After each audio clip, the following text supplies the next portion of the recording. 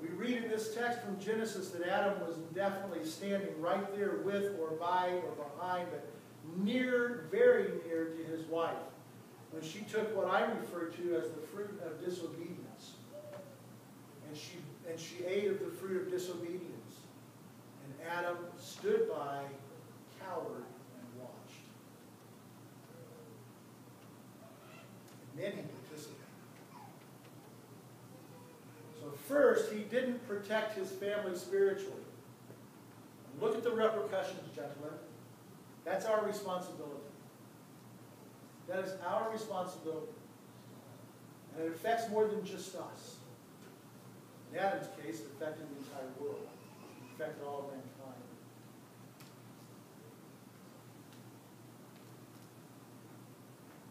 By the same token, ladies, if your gentleman is not being a strong spiritual leader in the home, there's also no rights for you to add to the problem. Okay? And as women and as good wives, remember that he'll be held accountable for those things that you choose to do and even you don't do.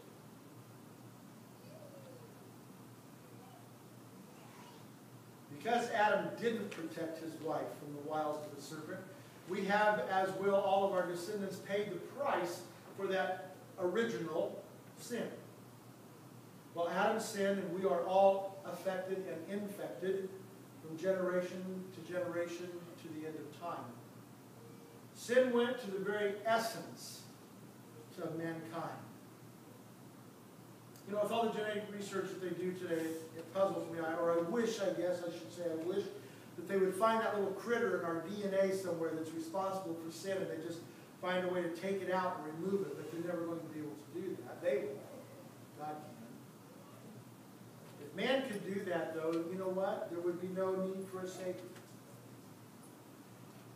Why do I say that? I say that because too often we get the mindset, and really it's a mindset from the world that tells us that we have to get good enough to God, that we have to clean up our act, and there is some personal responsibility. But folks, if we had the power on our own to live a perfected life, Jesus would never have needed to have come here. God would never have needed to have released His Son to our care so that we could crucify Him. His blood would never have had to have been shed on the cross. Moreover, He would never have had to spend 3 days in an all-out battle against our primary sin, our primary enemy, which is death.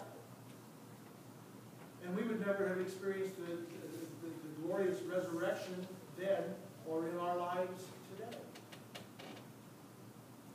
We have to take personal responsibility to grow and to change while realizing if we could do that by ourselves, all of those things I just talked about would never have been needed. We don't have the capacity in our humanness to get clean enough, good enough, pure enough for God. And I hinted at it a moment ago, and this is a line from Dr. Weeder that he shared with us in one of his classes, and I've never forgotten. It's simply this: you never sin in a vacuum. You never sin in a vacuum. What's that mean? Something in a... I didn't know either. He told me. In a vacuum, when something happens in a vacuum, it means that it doesn't affect anything else around it. It means that that's like saying that Eve could have plucked the fruit of disobedience, eaten it, shared it with Adam, and nothing would have happened other than they would have put on some fig leaves, that would have been the end of it, and God would have just said, okay, the rest of us would have all gone on. But it didn't. It was the original sin, but it affected all mankind to our very core.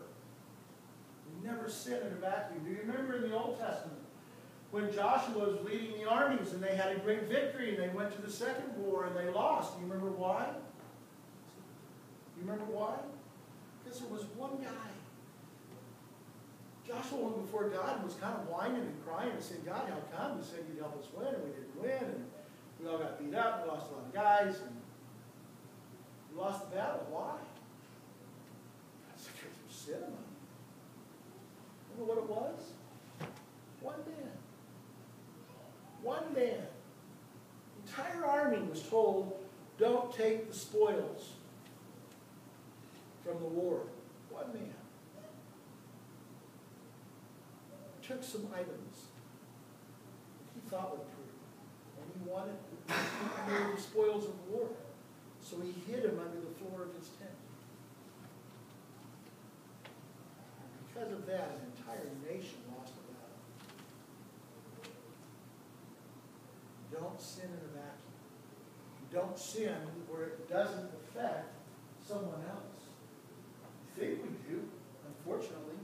You know, sometimes I wonder in today's society, today's world, that, you know, if Adam wouldn't have just run off someplace, I don't think he would have run off to hide because he realized his nakedness.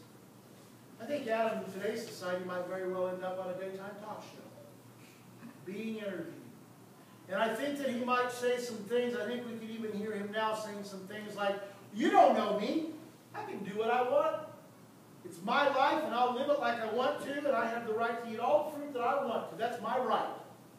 And I ain't hurting nobody but me, and it's my body, and I'll do anything that I want with it. Doesn't that sound like today?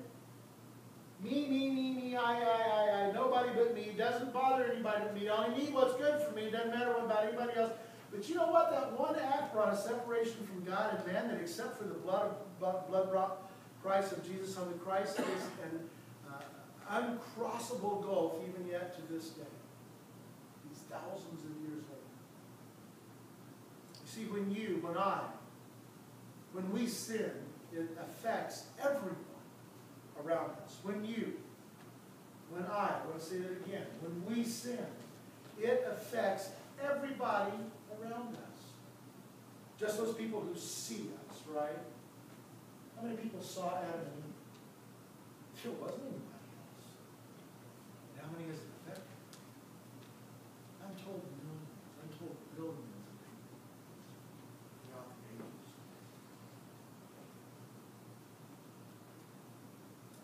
When you sneak a peek at a dirty magazine, or you go to that website on the internet when you think everybody else is asleep and nobody knows it. When you watch a movie that's unwholesome and you think, I really shouldn't be watching this, and yet you continue because it's there. When you take something, however small, that doesn't belong to you, when you cheat on your tax forms just a little bit, when you hold out on giving God what is His, 100%, when you hurt not just yourself, you hurt everybody around you, just like that. Let's get back to this topic because it ties in with entire sanctification. You see, because Adam allowed sin to enter into the world, we're infected with it as long as we are part of this world. Now, when we are saved, we're forgiven of the sins that we have committed against God. But still, we have a bent, we have a desire towards sin. Why? Because that's our nature. Because that's who we are. The good news is that we get to have the opportunity to live a life apart from the need to sin. Now remember, I want to share with you again, this is one that Dr. Weeder hammered into me that I will never ever forget, and I am so very glad. And it's the definition within our theological history. The definition of sin for us is a purposeful act against the known will of God. I want you to hear that again. A purposeful act against the known will of God. Say it with me. A purposeful act against the known will of God. Now, why do I say that? Because that's that word that I was talking about earlier that we talk about in every church, at least in the United States, that word sin, but we don't all mean the same thing. And because we don't know that, that kind of confuses our theology when we discuss with each other in love. And it's okay to have some differing theology, because guess what? We all come out the same place. Most of these theological differences, when we get down to a lot of it, is semantics, not all of it. A lot of it is. One day there was a minister, a young minister, who was being escorted through a coal mine. At the entrance of one of the passages, he spied a beautiful white flower. Out of everything that was there to see, he saw this one little bitty white flower that was white, and that was growing out of that black earth of the And he just had to ask the question, how can it blossom in such purity and radiance in this dirty, dirty mind? And to that the guide answered, and he said, throw some coal dust on that flower, preacher, and see for yourself. The pastor leaned over and he picked up a little of that black, sooty coal dust and dropped it on the flower. To his surprise,